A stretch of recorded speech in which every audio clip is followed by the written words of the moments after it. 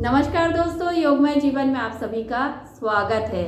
हम देख रहे हैं कि सर्दियों का मौसम आ गया और धीरे धीरे टेम्परेचर तो डाउन होता ही जा रहा है। ऐसे में हर एक घर में जो है गीजर, इलेक्ट्रॉनिक रॉड और रूम हीटर का उपयोग होने लगा है।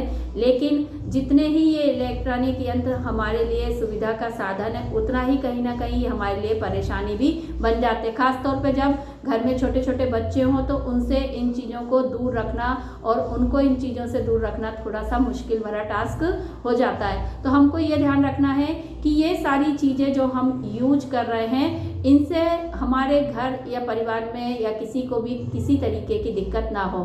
क्योंकि इलेक्ट्रॉनिक रॉड भी अक्सर हम देखने में या सुनने में आता है कि कहीं ना कहीं लोग थोड़ा सा भी असावधान हो जाते हैं, लापरवाही करते हैं तो बहुत बुरी स्थिति हो जाती है। बहुत सी ऐसी घटनाएं हमारे सामने देखने में आई हैं जब किशोर या बच्चे जो है इन रॉड की वजह से असमय ही मौत का शिकार हुए हैं। इसी तरीके से गीजर के साथ भी कभी गीजर के फटने की या कभी गीजर में आग लगने की ऐसी कई तरीके की घटनाएं भी सुनने में आती हैं।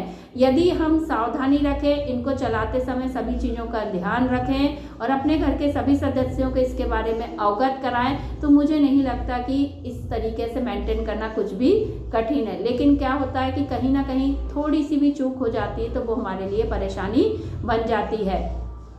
रूम हीटर में भी होता है कि सर्दी आ रही है तो लोग रूम हीटर का प्रयोग करते हैं, लेकिन यहाँ पर भी ये होता है कि रूम हीटर को जब हम कंटिन्यूअसली चलाते हैं तो इसकी वजह से जो पूरा माहौल रहता है उसमें ऑक्सीजन की कमी हो जाती है और ख़ास तौर पे जिनको अस्थमा की शिकायत है, सांस लेने में दिक्कत है, उनको प्रॉब्लम होने लगती है।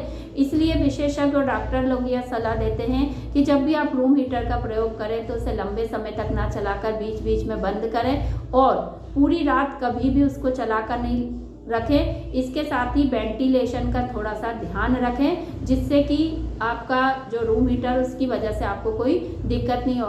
कार में भी यदि आप ब्लोअर का प्रयोग कर रहे हैं तो उसके लिए भी आपको थोड़ा सा ध्यान रखना है कि खिड़की के जो कांच है वो थोड़े थोड़े से खुले रहें। कुछ ऐसी बातें, कुछ टिप्स हमको दिए जाते हैं, लेकिन कई बार होता है कि हम इनकी तरफ ध्यान नहीं देते और किसी न किसी घटना के शिकार हो जाते हैं। तो सर्दियाँ आ गई हैं, आप बेशक रूम हीटर चलाएं, आप बेशक गीजर का उपयोग करें, इलेक्ट्रॉनिक रॉड लगाएं, लेकिन सावधान रहें, सतर्क रहें, सजग रहें ताकि किसी भी तरीके की दुर्घटना में आप जो है आपके साथ ना हो सके।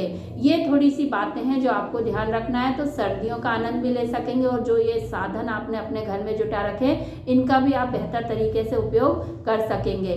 तो यही आज योगमय जीवन में हम आपको बताना चाहते हैं कि वैसे तो हमें कोशिश करना चाहिए कि हम प्राकृतिक चीज़ों का ही उपयोग करें, लेकिन फिर भी यदि हम इन सब चीज़ों का उपयोग कर रहे हैं तो इनके साथ सावधानियों को कभी भी जो है भूल से भी छोड़ने की कोशिश ना करें, क्योंकि वही कहते हैं ना, सावधानी हटी दुर्घटना घटी।